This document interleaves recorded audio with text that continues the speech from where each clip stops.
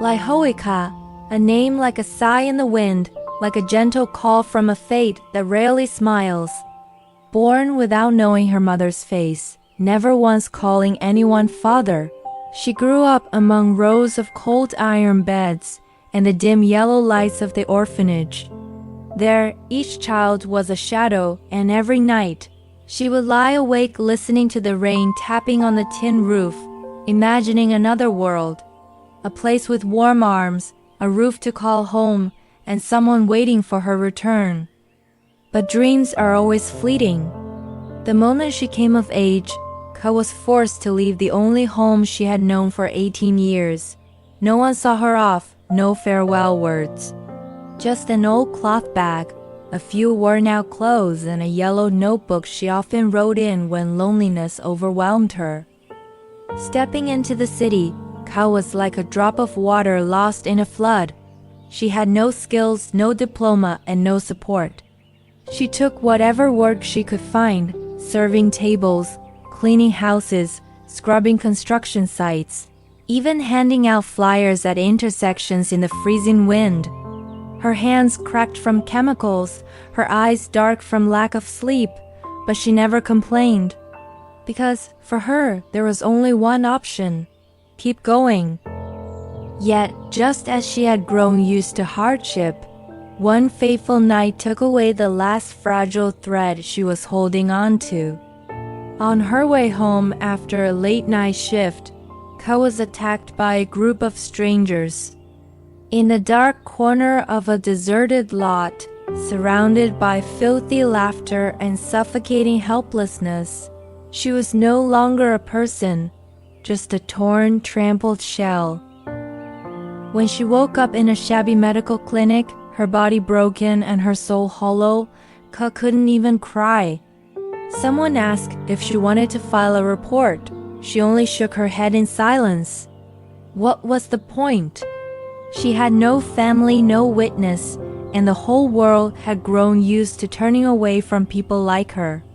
A month later, another blow came, this time from a simple blood test. She was pregnant.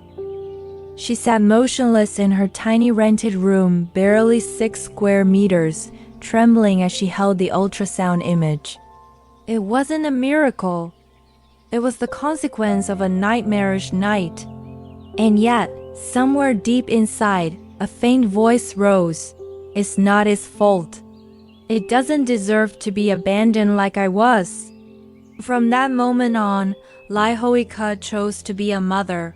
Not because she was strong, but because she didn't want another soul in this world to begin life with the same loneliness she had. Ca gave birth alone, with every last ounce of strength and a love that asked for nothing in return. When the baby's cry echoed in the rain-soaked night, she passed out, her hand gripping the child so tightly it turned purple, as if afraid someone would tear her baby away. The next morning, the sky was still gray, the wind still cold, but a mother and child lay curled together beneath a torn blanket. The baby was frail, and the mother utterly exhausted. But they were alive, and from that moment on, Ca no longer lived for herself. Each day, she carried her child wrapped close in a cloth sling, wandering through streets and crowded markets. Some days she sold lottery tickets, some days she collected scrap, and at times she stood under the scorching sun for hours just to ask for a loaf of bread. People looked at her with all kinds of eyes, pity, indifference, even contempt. But she didn't care, because behind her was the sound of her baby's gentle breathing, and a tiny hand clinging tightly to her shirt, as if afraid of being abandoned in the chaos of the world. Ca had no home, no registered address, no papers. But she had a clear goal. As long as my child has food and can smile, I still have the strength to go on. One scorching afternoon, in the peak of summer heat, Hoai Ca was staggering along the sidewalk, clutching her baby to her chest, when everything suddenly went dark. Her body collapsed like a brittle leaf falling from its branch. The child in her arms burst into a wailing cry, tiny hands flailing helplessly in the air. At that exact moment, a police car pulled up.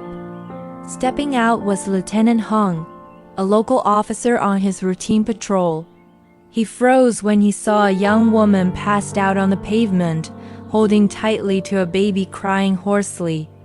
Without hesitation, he picked up both mother and child and rushed them to the nearest medical clinic. After receiving 4 fluids and a bowl of hot porridge, Ca regained consciousness, her eyes still dazed, as if unable to believe she was still alive. She fumbled to get up, intending to leave the moment she could stand, but Hung gently stopped her. "You don't need to go anywhere. The baby is too small. If you're not well, he won't survive either. Stay, at least until you recover." Though Ca hesitated, reluctant, the baby's gaze lingered on Hung, like a faint ray of hope breaking through a cloudy sky. In the end, Hung made a decision. He would bring them to his own home, fully aware that it wouldn't be easy. Indeed, the moment they stepped into the front yard, his mother, a stern widowed woman hardened by life, was furious. "A homeless girl with a baby in tow? What are you thinking bringing them here? This house is not a charity." Despite Hung's attempts to explain, despite Ca lowering her gaze in silent apology, despite the child sleeping peacefully in her arms, as if sensing the rare warmth around him, his mother remained unmoved. "No, she has to go. Today." Hung didn't want to defy his mother, but he couldn't abandon Ca and her baby on the streets again. So he brought them to a small wooden house at the back of their garden, once used by a retired housekeeper. Though old, it was clean, with a bed, a roof, and a small kitchen. "Stay here. It's close to my house. If you need anything, just call me. I'll help," Hung said, setting down a bag of rice, some baby formula, and a few essentials. Ca was speechless. She could only bow her head in gratitude as tears fell silently. For the first time in years, she felt a true kindness, not pity, not exploitation, but a genuine act of compassion from a heart still capable of being moved by another's suffering. Despite his mother's objections, Hung quietly brought Ca and her baby to stay in a small house at the edge of his family's garden, a place that once housed a worker but had long since been abandoned. Ca was deeply moved, speechless with emotion. Having lost all shelter, now even this humble roof over her head felt like warmth returning to her soul. She began to clean bit by bit, sweeping leaves, gathering dry bamboo, tying broken branches together to build a small hut. A torn tarp became the roof. Patched sacks made up the walls. Under her hands, a simple shelter gradually took shape, just enough to shield her child, peacefully asleep in her arms, from sun and rain. Hung occasionally stopped by, bringing rice, milk, or a few old items. Each time he saw Ca quietly cutting bamboo, mending the leaf roof, or boiling water, he would pause in silence. She never complained, never resented, just worked with steady patience, as if endurance had become second nature. Every time he helped, Ca would look at him and softly say, "Thank you." Hung continued to help in secret. He took a few items from his house, a worn-out pot and old mat, some children's clothes, and brought them to the little hut Ca had built at the corner of the garden. Ca was touched. Quietly, she tidied the space, patched the roof with old tarps and bamboo, creating a makeshift refuge for her and her baby. But it wasn't long before Hung's mother grew suspicious. One morning, she quietly followed him and discovered everything. Furious, she stormed into the hut, shouting at Ca with harsh words. "How dare you still stay here? Do you think my house is some shelter for strangers?" Ca bowed her head, holding her child tightly, silently enduring the insults. Hung arrived just in time, stepping between them and shielding Ca. "I'm the one who brought them here," he said firmly. "If you want to throw them out, then throw me out too." Mrs. Lan stood frozen, and Ca in that very moment felt both grateful and overwhelmed. For the first time in her life, someone had stood up for her. Someone had dared to go against the world, just for her sake. Though he tried to hide it, Hung's mother eventually discovers Circus' presence in the back garden. But this time she wasn't angry. She simply looked at Hung coldly and delivered a final cutting line. "Choose this house or that woman and her child." Hung fell silent. He understood his mother, a woman who had lived her whole life bound by judgment and rigid principles. And he understood Ca, a woman with nowhere to go, clinging to the last fragile thread of hope. But in the end, he lowered his head. He couldn't go against his mother's will. Ca didn't blame him. She knew how fragile her place in this world was. So, one misty morning, she packed a few belongings, wrapped her child tightly in a thin blanket, and quietly walked away without tears, without resentment, just a deep, voiceless despair. She wandered through the village roads, asking for a place to stay, but no one wanted to take in a woman with no ID, no background, and a baby in her arms. When her legs could carry her no further, Ca sank down by the roadside, holding her child as if willing sleep to take them both away from the world. But humanity hadn't vanished completely. Madame Ba, the landowner who lived at the far end of the village, happened to pass by and stopped in her tracks at the sight. She had once been a mother too, had cradled a feverish grandchild, had seen poverty etched deep into skin and bone. She didn't ask too many questions. She simply said, "There is a patch of land behind my old cattle shed. No one lives there. If you don't mind, you can set up a shelter." Ca burst into tears for the first time in days. With her scratched, calloused hands, she gathered leaves, scavenged bamboo, asked for old tarps, and built the first little hut of her life, not spacious, not beautiful, but a place she could finally call home. There, she and her child were shielded from the rain, less exposed to the wind, and for the first time, had a small corner in the world where they could breathe in peace. Hung continued to help Ca and her child in silence, as if it was something more instinctive than duty. He brought them all sorts of things: a fresh sack of rice, bundles of newly picked vegetables, some cold medicine, even a few of his nephew's old toys, so little Anne would have something to play with. Though their lives were worlds apart, he was a community police officer, bound by rules and structure. She was a homeless, nameless single mother. There was something about Circus' quiet resilience, her quiet endurance, that made it impossible for him to look away. Every holiday, every free day, Hung would come by. He was no longer just someone bringing essentials. He had become a part of rebuilding a life for Ca and her child. He rolled up his sleeves to reinforce the bamboo frame, raised the ground to prevent flooding when it rained.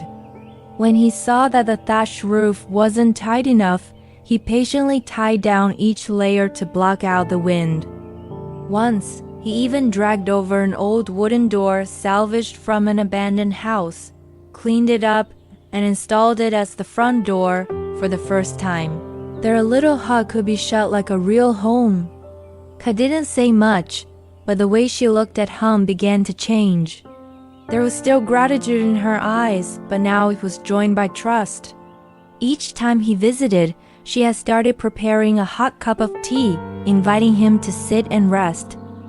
They talked more now, sometimes just about the weather, about planting a small vegetable patch behind the house, or about how baby Anne had just learned to roll over and laugh.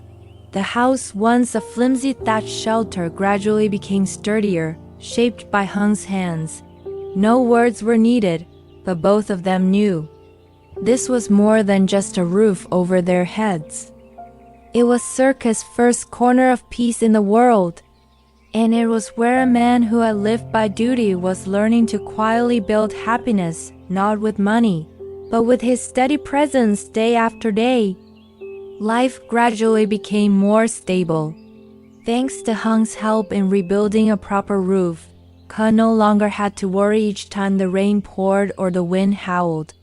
In the small home made of bamboo leaves and salvaged bricks, she and her child began a new chapter, slow but steadier than ever before. Ca didn't want to depend on anyone forever, even though Hung had never made her feel like a burden. When little Anne grew a bit stronger, she decided to send him to a daycare near the market, a humble thatched home run by a kind, elderly woman who looked after the children of struggling mothers for a small fee. Each morning, Ca woke before dawn, slung and on her back, and carried a woven basket in hand. After dropping him off, she would walk to the fields. Some days she harvested crops for hire, other days she waded through streams collecting snails, or ventured into the forest to gather wild vegetables and medicinal herbs, things that might seem trivial to others. But to Ca, every leaf, every snail carried hope for her son's future. In the afternoon, she laid out her findings at a small corner of the rural market, spreading out an old mat, arranging the bundles of greens, snails, and herbs neatly, and waiting patiently. Sometimes people bought, sometimes they didn't, but Ca never complained or lowered her prices for pity. To her, every coin earned came from sweat, self-respect, and a mother's love. Though her hands grew more calloused and her shirt was always damp with sweat, there was a growing light in her eyes, because now she was truly living, raising her child with her own strength. She was no longer the silent woman who clutched her baby in fear as she once had. And every evening, as she cradled her son to sleep under the modest but warm roof they called home, Ca knew her life, though small, was slowly becoming whole. But fate, it seemed, had never truly let go of the woman who had already suffered so much. One afternoon, as Ca returned from the market, sweat-soaked shirt clinging to her back, a basket of vegetables in hand, a motorbike suddenly pulled up in front of her tiny hut. Stepping off was a sharply dressed woman in dark sunglasses, her expression cold and unreadable. It was none other than the daughter of Madame Bao, the landowner, who had once offered Ca shelter. Without preamble, the woman delivered her verdict. "This land is now under my name. My mother borrowed a large sum from me. I need to sell it to settle her debt. If you want to stay here, you'll have to pay me 6 million within a week." 6 million. To others, it might not be a fortune, but for Ca, it was a mountain. She earned her living selling snails, wild herbs, vegetables, scraping together every single coin just to buy milk and porridge for her child. Now, standing before that icy voice, she had nothing to say, only bowed her head in silence. From inside the hut, the weak cry of her child called out, "Mama ... double quotes." Ca turned back in, gathering her son in her arms, as if embracing the only fragile world she had left. She had never dreamed of riches, never hoped for greatness, only a small home where her child could sleep without fear of rain or wind. But now that home, the one she and Hung had built, piece by piece with bamboo and bricks, was once again at risk of being taken away. That night, Ca didn't sleep. She sat in the dark, staring at the distant lights of the market, clutching the paper that marked the payment deadline. Her heart felt unbearably heavy. What now? Where could she go? Who would take in a mother and child again? Once more, she stood at the edge of a cliff, about to lose her home, her only anchor, and the faintest flicker of light she had just begun to believe in. Chào tất cả mọi người ơi, thì hôm nay kênh mình tiếp tục lên video về một câu chuyện mới nha mọi người. Câu chuyện này là kể về người mẹ đơn thân có tên là Lý Hoai Ca. Người mẹ đơn thân Lý Hoai Ca này là một người mẹ vô cùng khổ, và cô ấy vô gia cư, cô ấy sinh con mà không biết bố của đứa bé là ai, và cô ấy không có một nơi ở, không có công việc ổn định. Cô ấy phải đi lang thang để kiếm ăn nuôi con của mình. Và trong một lần cô ấy ngất xỉu ở trên đường thì đã được một người tốt bụng, đó là anh cảnh sát tên Hùng, và anh ấy đã cứu giúp cô này. Và cuộc gặp gỡ của Lý Hoai Ca và người cảnh sát tên Hùng này sẽ thay đổi cuộc đời của Lý Hoai Ca. Và mọi diễn biến về câu chuyện của Lý Hoai Ca như thế nào thì mọi người hãy đăng ký kênh mình để đón xem nha. Và xin chúc mọi người một ngày thật vui vẻ. Nhớ đăng ký kênh của mình, bật chuông thông báo để không bỏ lỡ bất kỳ video nào nha.